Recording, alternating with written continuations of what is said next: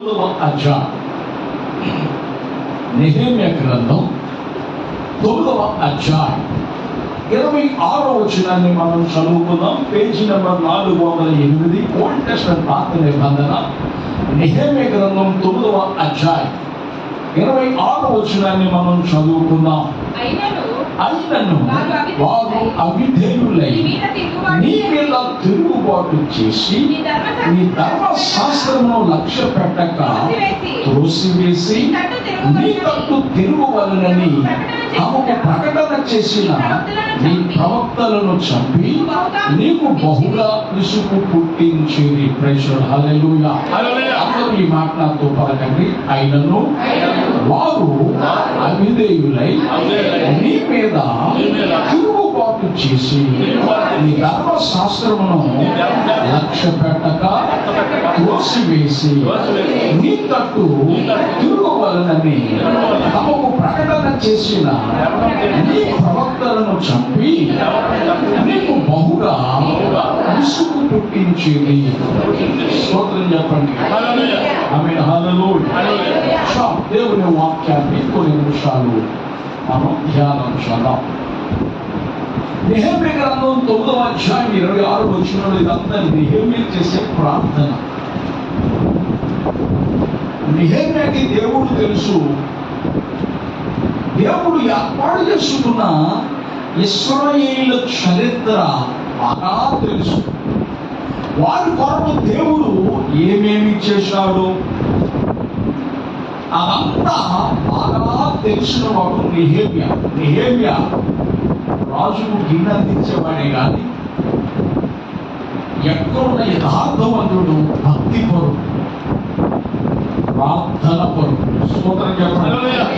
అయితే ఇశ్రాయేలును గూర్చి నెహెమ్యా ఈ మాట మాట్లాడుతూ ఉంటాడు.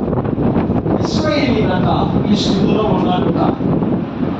అయినను వారు అవిధేయులై నీ మీద, అంటే దేవుని మీద, నీ మీద తిరుగుబాటు చేసి నీ ధర్మశాస్త్రమును లక్ష్య పెట్టక త్రోసివేసి. అలా ఆలోచించాను. దేవుడు ఇశ్రాయేలీకి ఏదో తక్కువ చేస్తే ఈ రకంగా అవిధేయులుగా మారాలా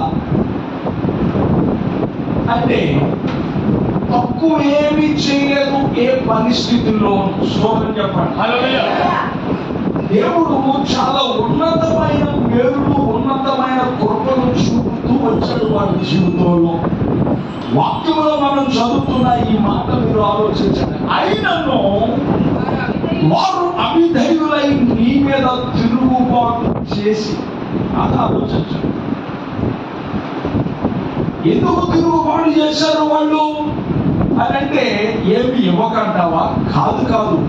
దేవుడు ఏం చేస్తే వారు ఏ విధమైన మనస్తత్వంతో ఉన్నారో ఒక్కసారి మనం చూద్దాం. ఇదే 9వ అధ్యాయం 21వ వచనాన్ని మనం చదువుకుందాం.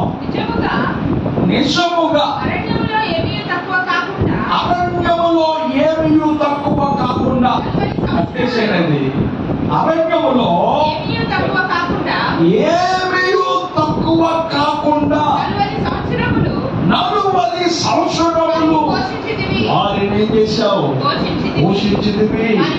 వారి వస్త్రములు పాతగిలిపోలేదు. వారి కాళ్ళ వాపు రాలేదు. బాగా ఆలోచించండి. చక్కగా విషయం. నిజముగా అరణ్యములో ఏమీ తక్కువ కాకుండా 40 సంవత్సరాలు ఇశ్రాయేలు దేవుడు ఏం చేశాడు? పోషించాడు. 1 సంవత్సరం కాదు, 40 సంవత్సరాలు. స్తోత్రం చెప్పండి. ఏమంటే అరణ్యంలో వసతి ఉంటుందంటారా? చెప్పాలి. అరణ్యంలో రోడ్లు ఉంటాయంటారా? అరణ్యంలో షాపులు ఉంటాయంటారా? గొడవలోనే రోడ్లు లేవు. ఇక అరణ్యంలో ఏ విధమైనటువంటి పరిస్థితి ఉంటుందో మనం గ్రహించవచ్చు. అటువంటి అరణ్యములో ఏమి తక్కువ కాకుండా అన్ని తానై దేవుడు నడిపించాడు. స్తోత్రం చెప్పాలి.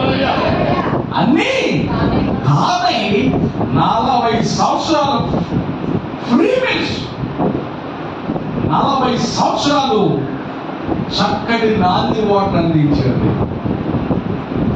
వారి కొరకు ఎన్నో అద్భుతాలు చేశాడు, ఎన్నో రాజ్యాలు దేవుడు జయించాడు, ఎంతో మంది శత్రువులను పోగొట్టాడు. 40 సంవత్సరాలు వారిని పోషించాడు. ఒక చరిత్రకారుడు అంటాడు, బైబిల్లో రాయబడింది 6 లక్షల కాల్బలం అనే పురుషుల సంఖ్య.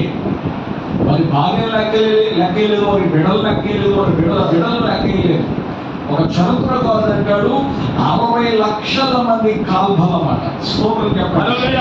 చరిత్రకారుడు చూస్తున్నాడు 60 లక్షల మంది కాల్బలం అట. ఈ 60 లక్షల మంది కాల్బలం 50 లక్షల మందిని దేవుడు అరణ్యంలో 40 సంవత్సరాలు పోషించాడట. ఎంత ఆశ్చర్యం! అంతేకాదు వారి వస్త్రాలు పాతగిలిపోలేదట. స్తోత్రం చెప్పండి. కావండి 40 సంవత్సరాలు వేసుకున్న వస్త్రాలు పాతగిలిపోలేదు. ఇప్పుడు రెడీమేడ్గా కనపడతాయట. దేవుడు అసాధ్యాలు సుసాధ్యాలుగా చేయగలిగిన వాడు. మనం ఏదైనా ఒక కాటన్ వస్త్రం వేసుకుంటే షాప్ వేసుకుని 11 సార్లు ఇస్త్రీ లేకపోతే దింట్లో పెట్టిన క్లాత్ లా ఉంటుంది. స్తోత్రం చెప్పండి. ఎక్కడ పెట్టిన క్లాత్ చెప్పాలి గట్టిగా. కానీ పాత పోలేదు, పాతగిల్లు పోలేదు. ఎంత ఆశ్చర్యం! దేవుడు ఏదైనా చేయగల సమర్థుడు. వస్త్రాలు పాతగిల్లు పోకుండా 40 సంవత్సరాలు కాపాడుతూ వచ్చాడు. నేను అనుకుంటున్నాను, వాళ్ళకి పిల్లలు చిన్న చేసుకున్నారు కదా, మేము పెరుగుతున్నారు కదా, ఆ వస్త్రాలు ఎక్కడి నుంచి వచ్చినాయి? అవి కూడా పెరుగుతూనే వచ్చినాయి. స్తోత్రం చెప్పండి. అవి కూడా దేవుడు పెరుగుతూనే వచ్చింది, చెప్పులు పెరుగుతూనే వచ్చినాయి. వాక్యంలో రాయబడింది, వారి కాళ్ళకు వాపు రాలేదట. 40 సంవత్సరాలు నడుస్తున్నా కాళ్ళకేమో రాలేదు, వాపు రాకుండా. అంటే వైద్యుడిగా దేవుడు పనిచేశాడు. వారి విషయం ఎట్లా పనిచేశాడండి? వైద్యుడిగా దేవుడు పనిచేశాడు. అంత అద్భుతం.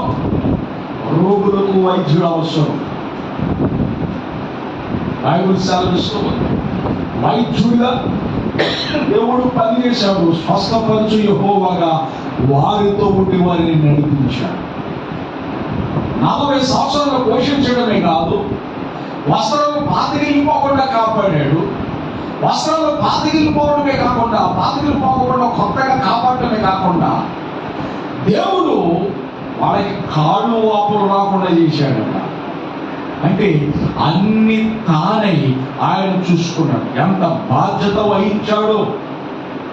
ఎంత బాధ్యత వహించి, ఎంత మంచి స్థితిని దేవుడు వారికి అనుగ్రహించి, ఎంత బాధ్యతగా దేవుడు వ్యవహరిస్తే వారు ఏం చేశారంటే అయినా దేవుని మీద తిరుగుబాటు చేసి నీ ధర్మశాస్త్రమును నిర్లక్ష్యం చేశారట. లక్ష్య పెట్టక వేశారట దేవుని వాక్యాన్ని. ఇంకొక మాట నేను చెప్పి వాక్యములో ముందుకు కొనసాగుదాం. నెహెమ్యా గ్రంథం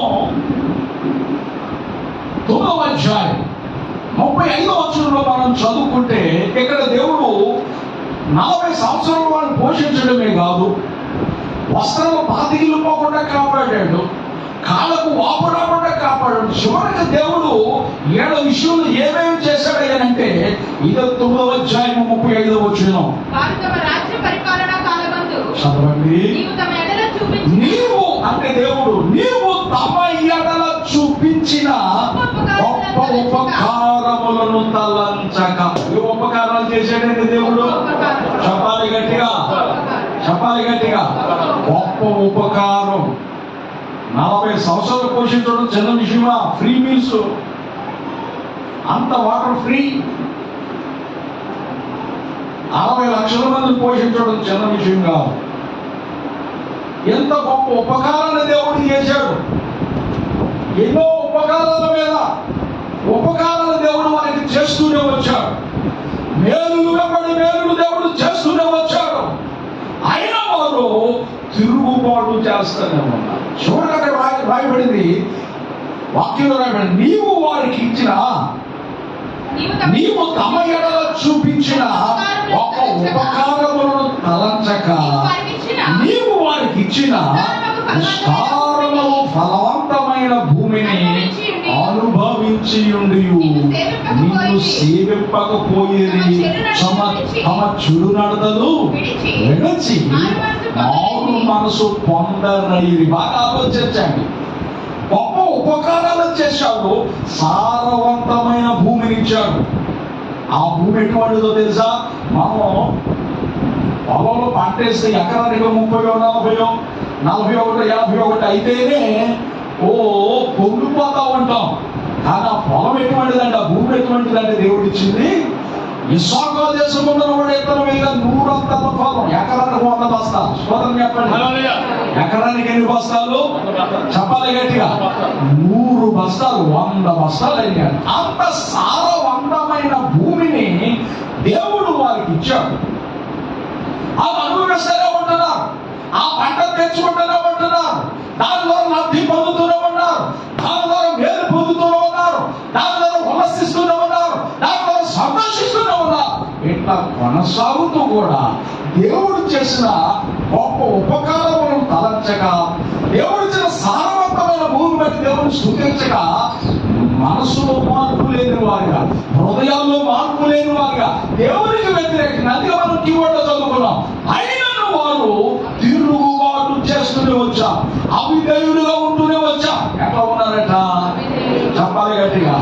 అవిధేయులు అంటే ఉపకారానికి అపకారం చేసే తప్పు ఇశ్రాయేలీయులు కనుగొన్నారు.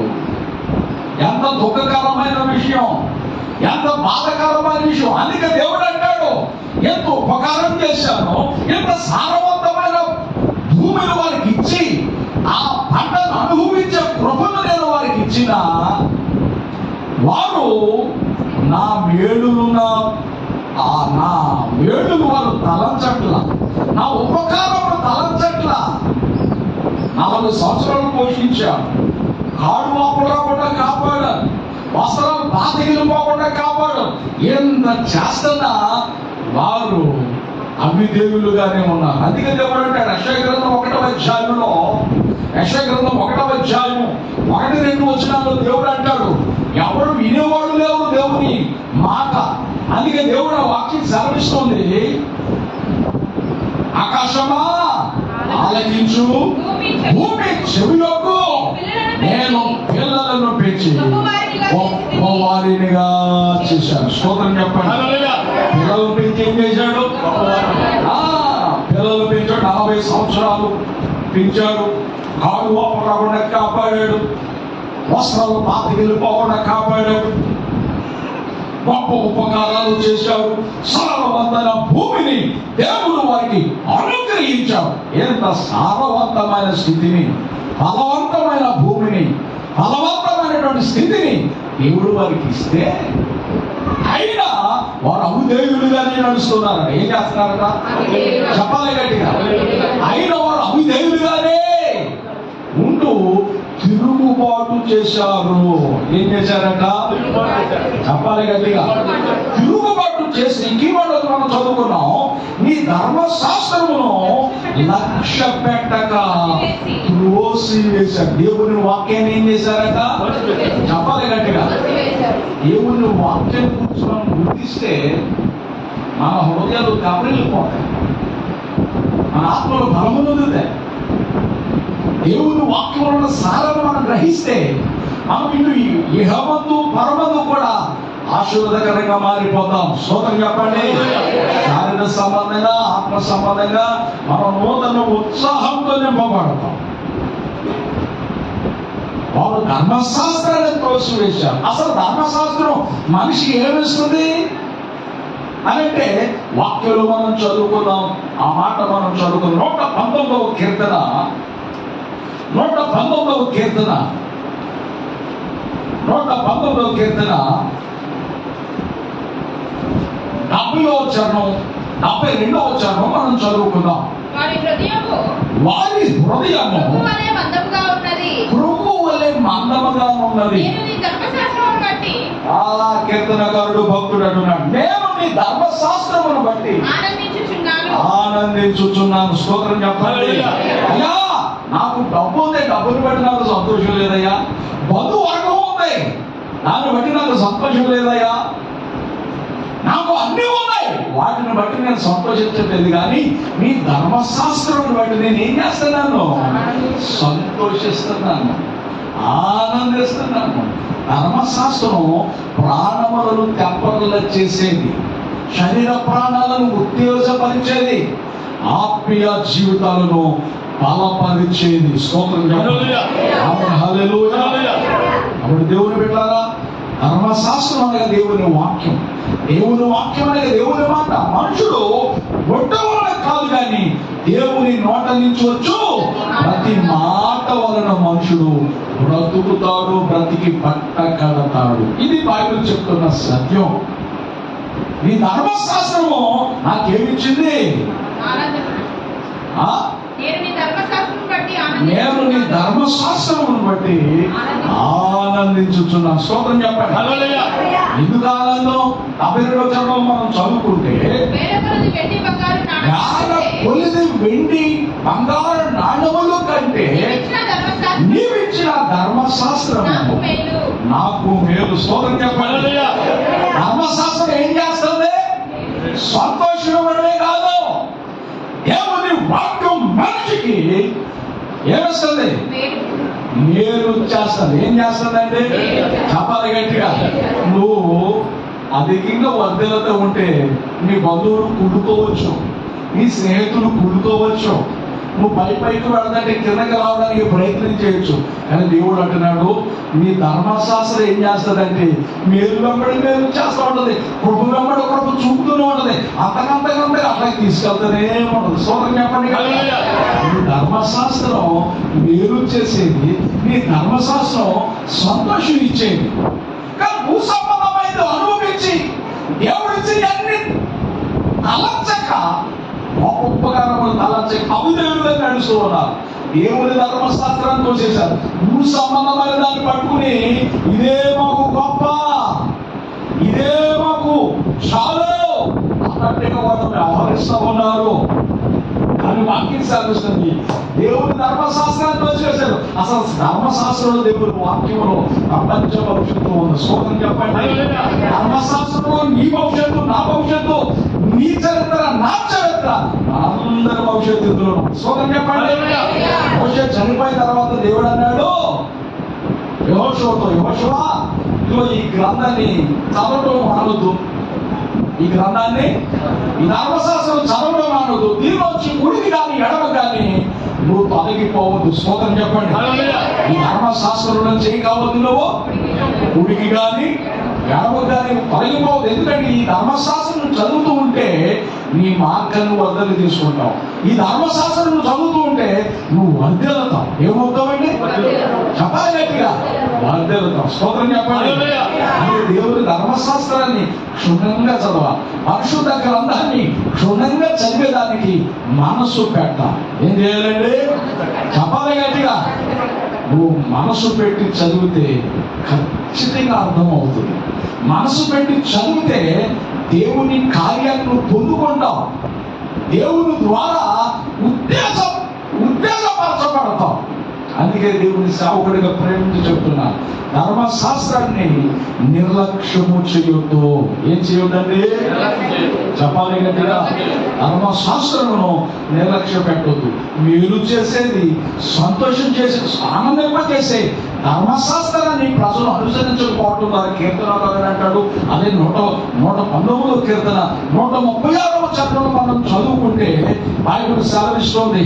119వ కీర్తన 136వ చరణంలో మనం చదువుకుంటే బైబిల్ సెలవిస్తోంది, జనులు ఈ ధర్మశాస్త్రమును అనుసరింపకపోయినందుకు నా కన్నీరు ఏరులై పారుచున్నది. ఏమవుతున్నాడండి?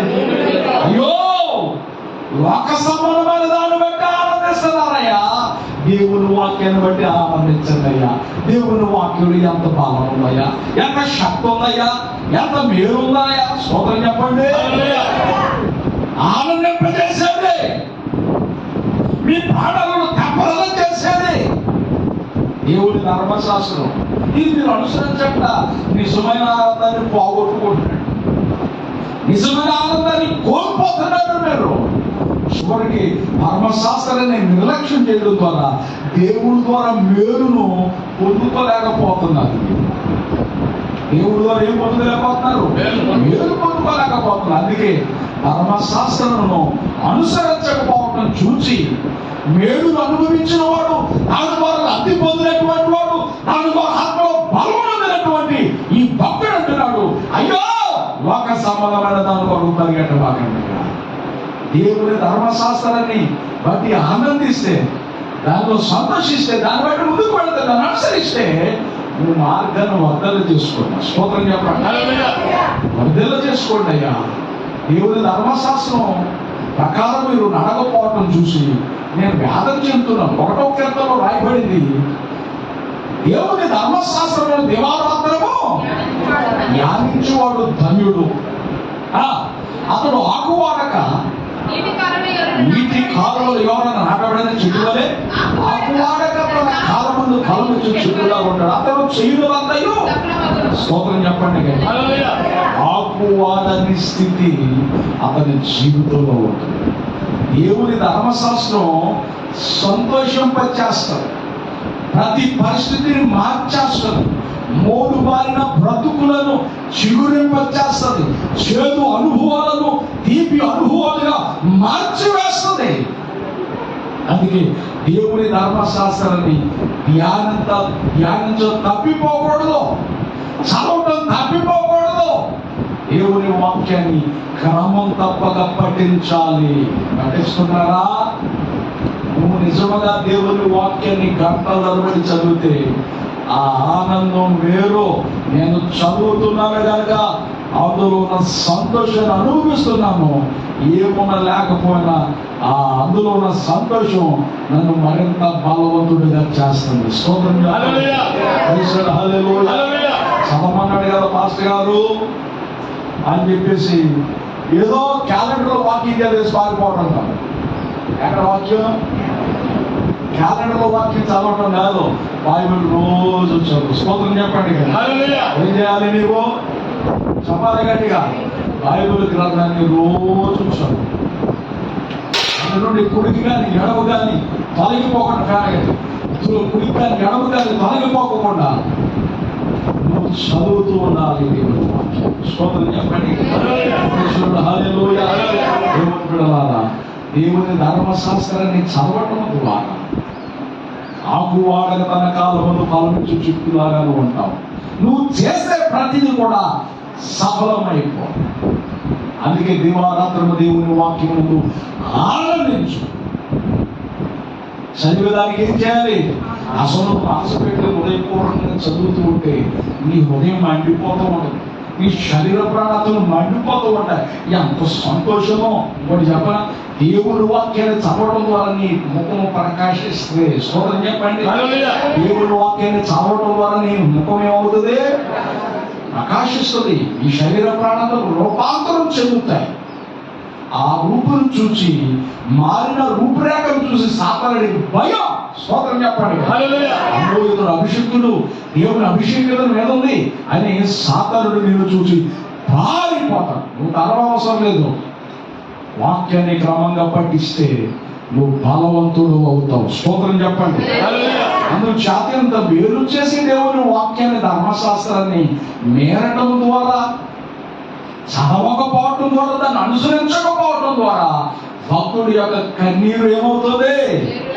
ఏరులై పారుతుందంటే ఎంత భారం కలిగిన దైవజనుడండి, ఎంత భక్తిపరుడండి, ఎంత మంచి ఆత్మీయుడండి. దేవుని బిడ్డ ఆలోచించు, ఎంత ఆత్మీయ స్థితిని అతడు కలిగి ఉండబట్టే, దేవుని వాక్యపు విలువ అతడు తెలుసుకోబట్టే మనందరికి చెప్తున్నాడు. చదువు, దాని ప్రకారం నడువు. యెహోషువ తన మార్గాన్ని వర్ధల చేసుకున్నాడు, మనము కూడా వర్ధల చేసుకుంటాం. అందుకే వాక్యాన్ని చదవటం మానవద్దు. స్తోత్రం చెప్పండి. హల్లెలూయా. వాక్యాన్ని ఎందుకు చదవటం మానవద్దంటే ప్రపంచ భవిష్యత్తు బైబిల్లో ఉంది. బైబిల్ గ్రంథం చాలా జాగ్రత్తగా చూసుకోవాలి. ఎట్లా అన్నానని చెప్పేసి వారానికి ఒకసారి బయటికి దిగాకండి. స్తోత్రం చెప్పండి గట్టిగా. దీవులో పెట్టి వారానికి ఒకసారి ప్రార్థనకు వచ్చినప్పుడు తీయడం కాదు, అది కాదమ్మా నేను అనేది. రోజు చదవమని చెప్తున్నా. స్తోత్రం చెప్పండి గట్టిగా. హల్లెలూయా. మన ఇష్టం. ప్రపంచ భవిష్యత్తు అంత బైబిల్ ఉంటే బైబిల్ చదవడానికి బాధకం మనకి. బైబిల్ చదివేదానికి మనకు మనసు రాదు, కానీ బైబిల్ చదివితే నీ మార్గాన్ని నువ్వు వర్ధేలా చేసుకుంటావు. స్తోత్రం చెప్పండి. అందుకే దాన్ని అనుసరించు. చదవాలి, ధ్యానించాలి, దాన్ని అనుసరించు. దాన్ని అనుసరించడం ద్వారా నువ్వు వర్ధేలుతావు. అయ్యో ఇటు ధర్మశాస్త్రాన్ని వారు లక్ష్య పెట్టలేదు, త్రోసి వేశారు. ఏం చేశారండి? లక్ష్య పెట్టలు త్రోసి వేశారు. ఇక్కడ దేవుని వాక్యాన్ని ఎప్పుడైతే త్రోసి వేశారో, దేవుని ధర్మశాస్త్రాన్ని ఎప్పుడైతే త్రోసి వేశారో, ఫలవంతం ఉన్న ప్రాంతం, సారవంతం ఉన్న ప్రాంతం ఎట్లా మారిపోయిందో చెప్పనా? దయచేసి ఆ మాట చదువుకుని వాక్యాన్ని ముగించుకుందాం. ఆ మాట చదవండి. యెషయా గ్రంథం 24వ అధ్యాయం. యెషయా గ్రంథం 24వ అధ్యాయం. యెషయా గ్రంథం 24వ అధ్యాయం 5వ వచనం మనం చదువుకుందాం. 586 పేజీ. ఓల్డ్ టెస్టమెంట్ పాత నిబంధన 586 పేజీ నెంబర్. యెషయా గ్రంథం 24వ అధ్యాయం 5వ వచనం. లోక నివాసులు ధర్మశాస్త్రములను ధర్మశాస్త్రమును ఏం చేశారు? చాలు ఏం చేశారండి? ఫలవంతమైన స్థితిని చూసుకుని దేవుడు చేసిన గొప్ప ఉపకారములను తలంచక 40 సంవత్సరాలు ఉచితంగా పోషిస్తే కాడు వాపు రాకుండా, వస్త్రాలు మాసిపోకుండా దేవుడు కాచి నడిపిస్తే, ఉపకారములను తలంచక, సారవంతమైన స్థితిని తలంచక, దేవుని మహిమను తలంచక, దేవుని కొనియాడక, దేవుని సేవించలేదు, మారు మనసు పొందలేదు. దేవుని ధర్మశాస్త్రాన్ని నిర్లక్ష్యం చేశారు. నిర్లక్ష్యం చేయడం ద్వారా రాయబడింది ఏమిటమ్మా? 24వ అధ్యాయం 5వ వచనంలో లోక నివాసులు ఈ ధర్మశాస్త్రం ఏం చేశారు? అతిక్రమించడం ద్వారా ఫలవంతమైన సారవంతమైన ప్రాంతం ఏమైపోయింది? 6వ వచనం 24:6. సరిగా చదవం. శాపము దేశమును నాశనము చేస్తుంది. ఏం చేస్తుందండి? ఇప్పుడు వాళ్ళ పరిస్థితులు ఏమైపోయినాయి? వాళ్ళ రాతలు ఏమైపోయినాయి? వాళ్ళ చేతలు ఏమైపోయినాయి? వాళ్ళ మాటలు ఏమైపోయినాయి? అప్పుడు వరకు అహంతో మాట్లాడేవారు ఇప్పుడు కోడలాగా చేస్తున్నారు, ధ్యాన ప్రార్థన చేస్తున్నారు. స్తోత్రం చెప్పండి. దేశము శాపంతో నిండిపోయింది. దేశం ఏమైపోయిందట? శాపంతో నిండిపోయింది. కారణం దేవుని వాక్యం లేదు. దేవుని వాక్యం అంటే దేవుడికి చోటు లేదు. చోటు లేని జీవితాలు, చోటు లేని గృహాలు, చోటు లేని ప్రాంతాలు, చీకటి ప్రాంతాలు. ఏ ప్రాంతాలండి?